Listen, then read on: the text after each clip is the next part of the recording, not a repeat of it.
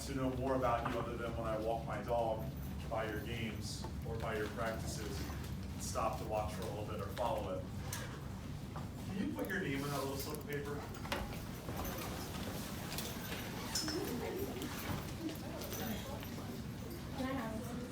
Sure, come on up here if you don't have a sheet, girls. So I only have one on the available desk.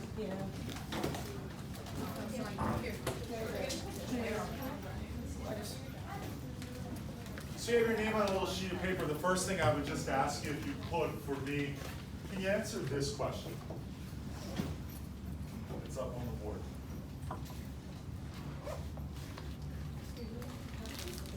Sure, here you go. Do you need something to write?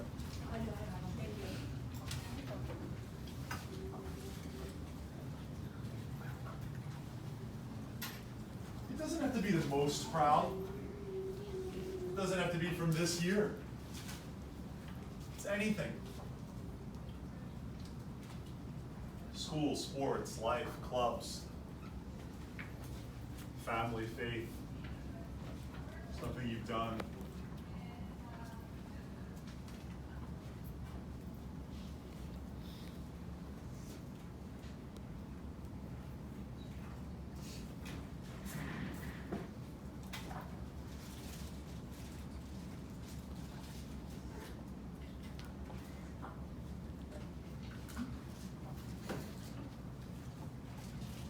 All right, pass those up.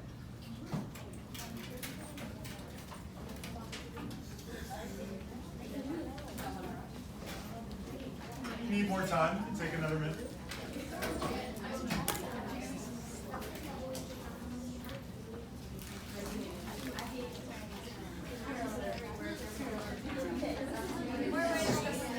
Totally fine. Totally fine. Oh, she's still going.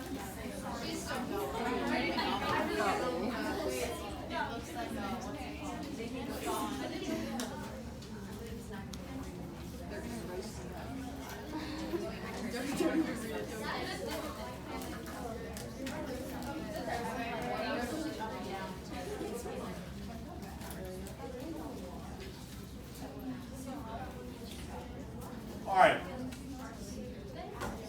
So, I'm not going to use your names here. I'm not going to read out your names or expose you for that. But I am going to share some of them.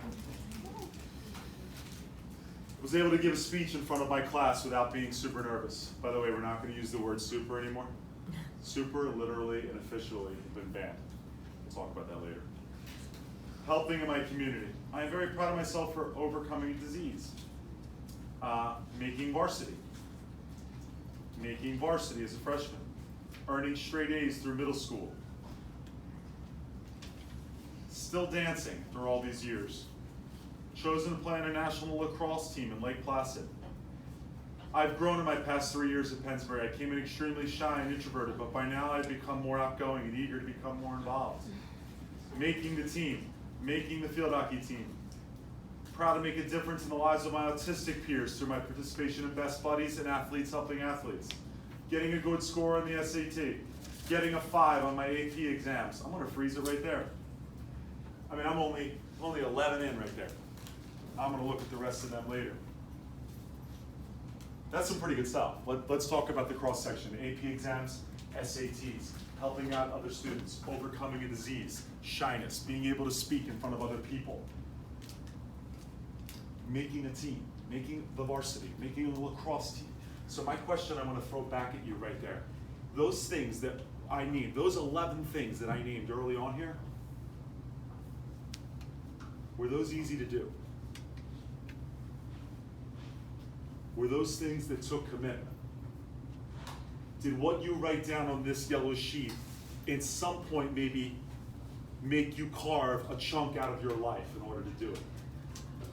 Maybe in some cases a sacrifice to things that other kids don't want to sacrifice. When you're talking about AP exam, on Saturday morning at 8 a.m., I had 10th and 11th grade girls in here taking a practice version of the verbal SAT. My girls that I coach on the basketball team and girls that I coach in AAU basketball. On a Saturday, an unofficial, not official, they drove here from Percy to Pennsbury to take a practice SAT. That's commitment for something that won't come down the road for them for a couple years. And not everyone knows commitment. We know the word, it often gets overused. And most times when we live in this day and age, where if I asked you what the word garrulous means, you could look it up in a second on dictionary.com. If you wanted to know what concerts were playing in Camden, you could figure that out really quickly. If you wanted any information, heck, if you meet a guy at the mall who asks for your snap, within 12 hours, you pretty much know his life story. Things come really quick here, but the best things have never changed in life. They always take effort. Whether you're in a relationship, a job, or a part of something that's really good. You know, I'm going to give you something real quick here. I'm going to be personal with you. I started teaching here. I started coaching here in 1995. I was hired as a boys basketball coach at a really young age. And I didn't think I knew everything. I was smart enough to know I didn't. But I was probably a bit cocky. And I probably also was mostly about myself at that age in my life. I'd played sports. I was fortunate to be successful. So I figured this would be successful too. And I had all these different things and all these grand ideas, but I wasn't quite sure. First thing I did was I threw myself into the culture of this school. I've watched field hockey here for 26 years. And I've seen a couple good teams. I've seen many good players, and I've seen a couple good teams. 1998 jumps out into my mind. They won the league title, they made a little run. The team from 2 years ago was very talented. Got knocked out in the first round of the playoffs, but it was very talented. It was a team. In my 2.5 decades here, I've never seen a field hockey program. I haven't. In fact, there are many school sports here that are successful teams, but not programs. And you might not know the difference between the two of them. I mean, it's normal if you don't. If you're in 9th grade, you surely don't. And for some seniors, you don't. There's a big, big difference. When I took the basketball job here, I was acutely aware that there had been some good Pennsbury basketball teams, but no history of success. Well, no matter how you define it, you might define it as wins and losses. I'm not sure how you define success. Here's how I do it. I think if you want to be really successful with this group, first of all, this room is packed to the gills. There's a lot of people participating here. There's a lot of girls in this program, which means there's probably a lot of leaders, which means some of you are happy where you are, and some of you are unsure, and some of you are finding your way, and that's normal, that's life. But I have to tell you something. You're going to hear words, and you probably already have, about culture and identity. Don't get confused. I don't know what your team identity is. I don't know if you're known to be really good defensively. I don't know if you play fast. I don't know if you're a possession style team. I don't know if you're a team that's well known for your skill level or if you're more known for your aggressiveness. Everybody has an identity. I'm sure when you played yesterday as opposed to when you play tomorrow, that's identity, and that's cool. We can get an identity in 2 weeks. Coach could bring me in there and I could help forge an identity with her, but we can't do a culture in 2 weeks. That was my first mistake. Culture lasts. I watch the volleyball team at our school. They are magnificently talented kids. You know them, you go to school with them. There are these really tall girls who jump out of the building and they just walk into the gym and they look impressive. I went up to CBUS last week to see them play, and CBUS looked like the Oompa Loompas from Willy Wonka, and they were tiny, and we came out with these enormous girls who are just flying over the net. My daughter's one of them. And I sit, and she's really not, because she just got into that. She's not really into that world. They have an identity. I don't know about their culture. Some of their games are at 3:30, but tonight they play at 6:30. Last week they had this really big game and they had 6 referees there, but normally they only have 2. So I see that like unspoken message. I guess this game is more important than this game. I guess this team is more important than this team, and that's why we play at certain times, and that's why we have certain referees, and that shapes the approach. That shapes what time girls had to ride to Doylestown. The bus left at 4:50. Some of them were coming in at 4:55 to get on the bus. Yo, that's their culture. Whatever they're in for, that's fine. You want to build culture, it's going to take time. You did not have it. You seniors did not have it your first couple years here. Now that's not a bad thing. You were good. You were enjoyable. Guess what? I went to your Neshaminy game last year, your Neshaminy playoff game. I was there. I know not everyone else was, but I was there. And Mr. Bergman was there. And we saw the talent that you have. And we know Neshaminy is what you want to be. Because they've had culture for 40 years. Culture is what you want it to be. Like, what do you get it? You're looking at me and saying, how can we create this? What are we looking? Okay, here's what I would say. Here's my number one thing. I want to show you something. This is in no way means anything to you, but I need to show you this to you so you have an understanding. I'm known as the patron saint of hopeless causes. I've had 4 different head coaching jobs in my career. At 24, I got to Pennsbury. This was the record of the team before I got there. They had not won a league title in 15 years. I had to leave after 15 years because my wife needed to get her master's degree. It's about family. I had to resign. She had to go full time. And if I didn't leave, I know my wife would have picked up the slack. She said, I guarantee you, if I would have stayed doing this job, she would have slacked on her master's. She would have felt the pressure because she wants to make me happy because of the culture we have at home for each other. And it wouldn't have gotten done. I came back and coached at Bristol. This was their record when I took the job. This is how many years from a league title. Then I was done coaching. But for some reason I felt the challenge. The worst basketball program in the history of Bucks County and the worst in the history of the Catholic League, the all-time losingest program in the history of the state of Pennsylvania, Commonwealth League. I had to try it. It was so bad. This was their record. They'd never won a playoff game in 60 years. Forget about league titles. It's had more playoff games. Now I coach the girls. Coach, I did 20 years of the boys, now I'm with the girls. This was the girls' record. That's how long since they won a league title. I'm not the type of guy who goes into good situations. I'm not the type of guy who's attracted to easy in any aspect of life.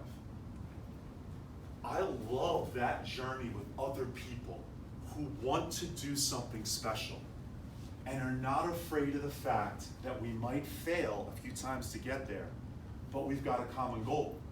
So if you want to think about our captains in this room, our leaders, how do you establish culture? Now I want to tell you about these words up here. This is what I learned, that when I started here, it was about me. The young guy, head coach, the man, maybe a little in love with myself. Maybe thought I knew more than other people. Maybe I didn't value every member of the program. I thought I did, but did I? As I got towards the end, it was more about them. When I got to Bristol, I knew it was purely about them. Then I added the us, them, and me. You can see the changes here. That took me a while. So if you want to think about what you're doing here, hey, you play in a really good league. You have a lot of good players you play against. You've done a lot of new stuff this year. You're not playing for this year. I mean, yeah, you're trying to have fun this year, you're trying to succeed. But you've got a hope. Raise your hand if you're a senior in this room. This is your program. Program, not your team. It's incumbent upon you to come back next year when you're back from college, to be able to talk to the kids who are coming here. If you're just part of this team, if this is just like the club team you play on, you know how you play on club or little league teams or PRBL teams or LFE teams or travel teams, and you play for a little bit, but you don't go back and visit that. This is different because it's high school. You go to school, you go up with these people. You're in class with them. You're at the ground floor of this. I remember every guy I've ever coached. And the guys at the ground floor of the 95-96 Pittsburgh team are why I'm sitting where I am right now. Why I'm the luckiest guy you will ever see who coached at this school. And if you want to think about culture, you're the seniors, I would assume that you do all the heavy lifting. You're the leaders. If the bus leaves at 3:30 on a Saturday, everyone's on the bus at 3:15 because you are the first 6 there, or 7 there. You're in there. When the bags and the equipment and the stuff have to, if there's a ball on the ground that didn't get picked up and put into a bucket, you're getting it. You're not telling a freshman to get it. You're serving the team because it's your program. And the juniors and sophomores and freshmen are watching you and taking their cue. That's step one. Get good leaders, and that's what I wanted from my coaching staff to the guys and now to the girls that I coach. That starts culture. Here's another thing. Do you like each other? I don't care. Do you want to hang out at parties? It doesn't matter. If you're not socially great friends, if you're not leaving here after your practice today, pasta parties are make-believe. You'll say to me at the end of the year, I love the pasta parties, that was the most fun. Did you understand why you loved pasta parties? You love them because you're together. You enjoy each other, and that is important. But most importantly is enjoying each other in 20 minutes when you're out on the practice field. And do you enjoy each other's success? You know what I did when I got the job here? I videotaped our game. The previous coach didn't videotape all the games. Here's something that'll freak you out. Just in case you think I'm normal, I'm not. I put another camera. I put a camera on the court. I had another camera on my sideline. I filmed my bench. I watched my bench, how they reacted to the success and failure of my team on the floor. And when I saw boys that were playing very little in the game, being leaders and going crazy and wild for the kids they were competing with for playing time, then I jacked their playing time up. If they practiced hard and executed, I bumped them. They had no idea, most people didn't.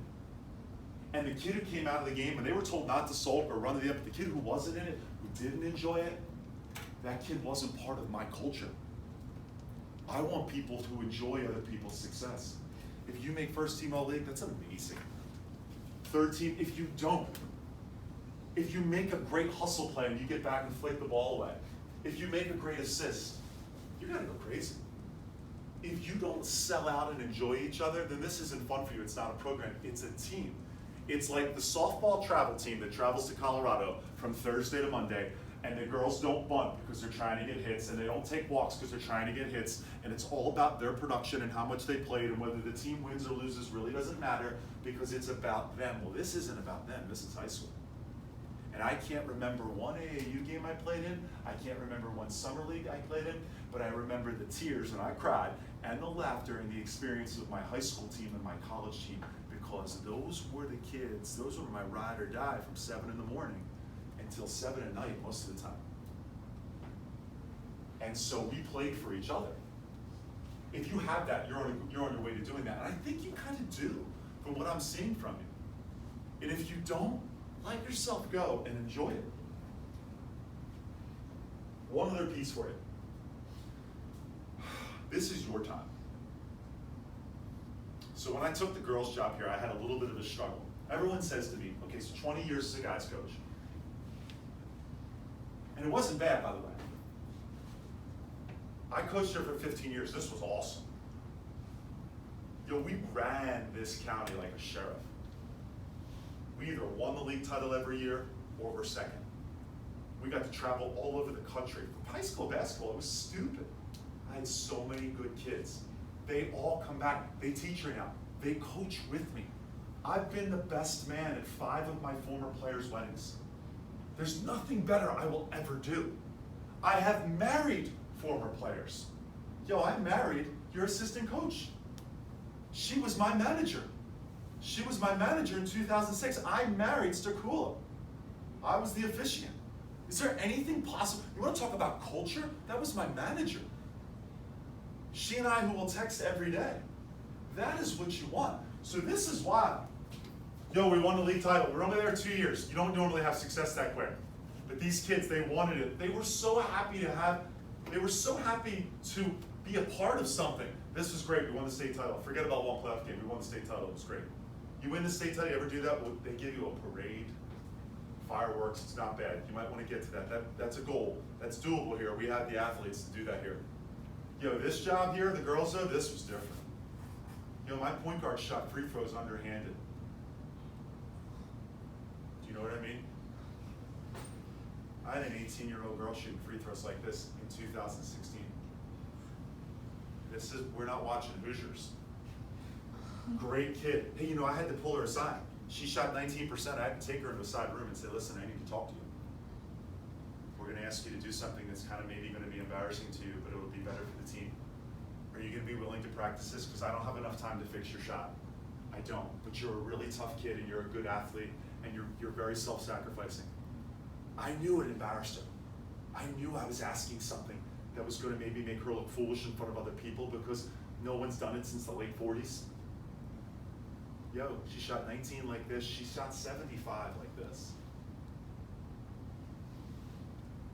You stop worrying about what it looks like when you're having success and your teammates know how hard you're working for each other. But when I took this job, you know what really did bother me?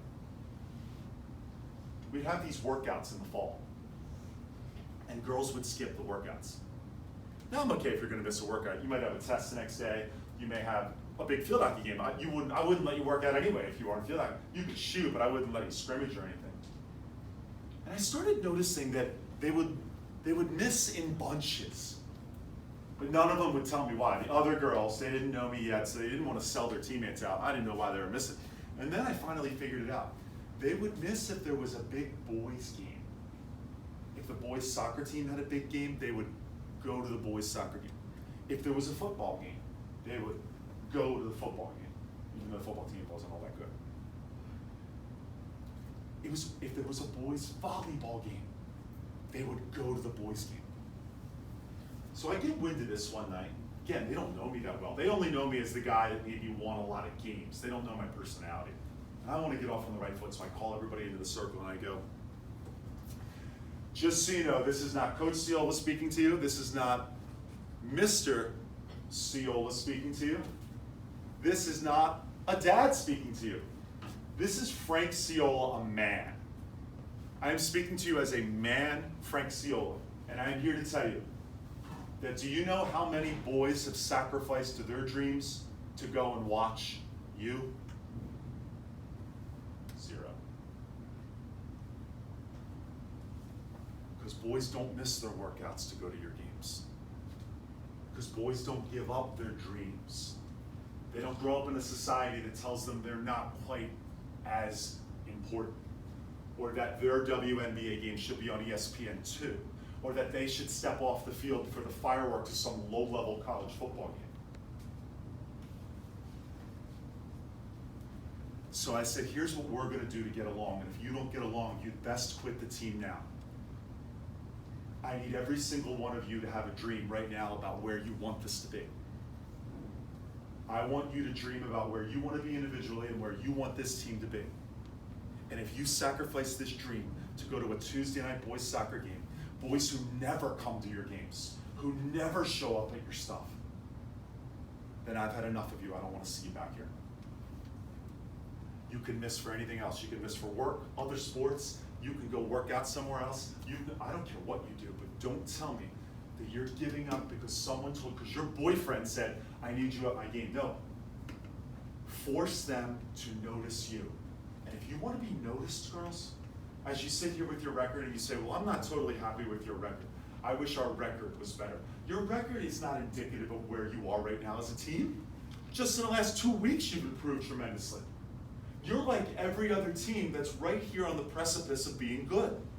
Learning how to win against good teams means completely sacrificing yourself to each other. Not being the team that says, oh, Truman, like my 1995 and 96 boys, they used to look at the schedule and say, win, loss, win, win, probably loss, win, loss. They used to look at their schedule. I caught them doing it. I said, what are you doing? They're like, well, we're just picking what games we should win or lose. I go, holy shit. No wonder you're mediocre. You've been mediocre Because you've decided what you're capable of before you've even given everything you have to see what you truly are capable of. Don't do that stuff on my calendar. And don't tell me Truman is a game you're going to win tomorrow because you think Truman's not that good. Guess what? Truman's season is made if they beat you tomorrow. In their yearbook paragraph, we beat Pennsbury. So be real clear about how ready they would be, because you only get to play about 20 games a year. To show up not ready to play, to not be emotionally ready to play when you're physically ready to play, is foolish. It's cheating yourself. It's cheating the gifts that you're given. Yeah, you go to Truman tomorrow, you crush Truman. The mentality starts in the morning when you wake up and you have a glass of water because you want to hydrate, to what you eat for lunch. That's your mentality. Because this is going to be over real quick. The season's going to be over before you know it, and you're going to look back at freshman year, you're going to take pictures, you're going to go to the banquet, you're going to give funny speeches, you're going to give gifts on senior night. It's the fun part of waiting for the game and preparing for it. And then you go out and you take care of them, and that's all that exists. There's no other game this week, girls. There isn't. I don't care what you think is coming for you at the end of the week. Tomorrow is all that's there. Who are you playing tomorrow? That's it. That's the last game of the season. That's how this gets flipped. That's how last year, I forget, but I think we were 19-8. We're coming out. We won 4 games. I had 8 girls in the team when I took the job. Last year we had a freshman team, JV team, varsity team. I had 8 girls in the entire program. Now I have girls who are major athletes on other sports coming to me saying, can I play on this team? Why? Because you want to travel and do all this? No. I want to play. I want to be a part of something like this. You're going to get people to be like that. You have practice today? Do you have practice today? That's it. How's your approach? And there's one last thing. Is that game at home? Okay, so you got the home game. When's your next home game? Bad answer. You don't have any games. You got one game. You got one game, but I'll tell you something.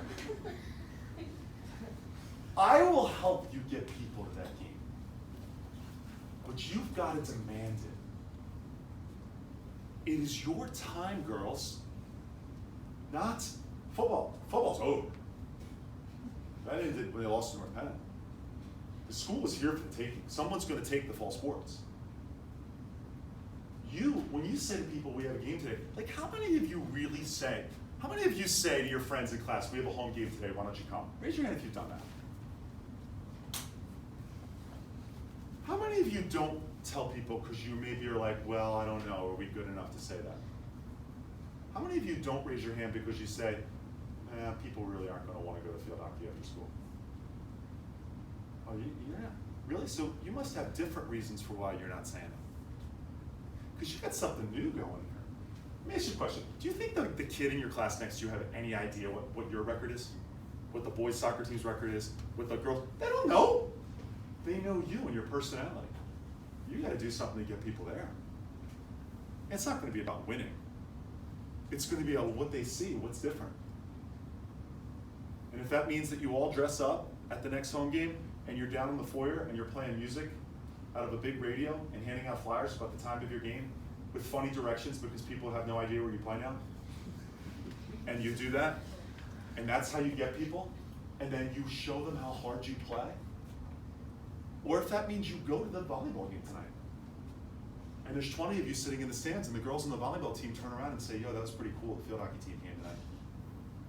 We're going to come to the next home game. The same thing I'll do, and I'll bring my girls to yours. You start building a culture within the school. Because I know what you're sacrificing, and my girls know what you're giving up. To really want to be good? Like, you didn't think, let me tell you something about that. Do you think she takes it seriously? Does coach appear to be someone who gives this job a little bit of thought? Yes. And by the way, I was wrong to say job, because it's not a job. But she didn't come in. She wasn't like, oh, I think we're going to have a good year. I hope we win 15 games. She wants you to have fun. She wants you to get value out of this program on and off the field. And then the other piece, just keep building and building and building and building and building until it becomes wild. And people talk about you like they have the other great programs at this school. The other great teams who year after year pump out great players, but more importantly, pump out great leaders.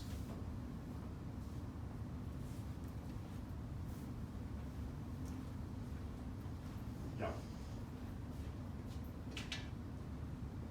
What do you got, a month left? How much fun are you gonna have at practice today? You got that walk from here to get changed. What's your goal? Can you make somebody work? Can you get a little bit better? Can you win today? You know, I grade everybody every practice. That's our culture. If you're a starter and you don't practice well on Tuesday, Wednesday, and you think you're coming in Thursday, you better have your head on a swivel. And I don't care about your feelings. We win every single day. We win when we eat breakfast. We win when we do scouting reports. We win in the weight room. We win in the classroom. I see their grades right away. You compete. When you compete every day, then the games become easier. You want to know how you turn 4 to 3 into 5-4U? You're used to it every single day. And then you don't accept anything less from anybody. And you pick each other up. Enjoy each other. Set your expectations high. Enjoy the experience. Best part of my day today? Do you know what the best part of my day was today? The last half hour. I was waiting for this all day long. I'm gonna have some of you in class. Now I know who you are. I've looked at your faces. I'm gonna read these later today. These are gonna pump me up. I'm gonna be at your games. I've already been at your games, but I'm gonna be more of a presence at your games. Your job is to make other people be that presence. Because every game is your first game. And as you walk today and you reset your goals and you get on your team text chain tonight and you talk about what you're going to do, talk about that. Talk about what you're proud of. You should all be proud of being in this room. And then you got another 30, 35 days to make more prideful, more great moments. Best part of being on a team. Best part of being on a high school team. Best part of having a culture. When you come back, Casey Lynn, when you come back, what do you want to see? You don't have to answer that. What do you want to see? You know what I mean? Yeah. You want to see them run on the field a certain way. You want to see them warm up a certain way. You want to see them communicate a certain way. You want to see them on the sideline a certain way. That's culture. And that's success. That's playing for each other. Yo, good luck tomorrow in your first and last game. And then after that, we will talk again, all right? Looking forward to these. Take care. Go.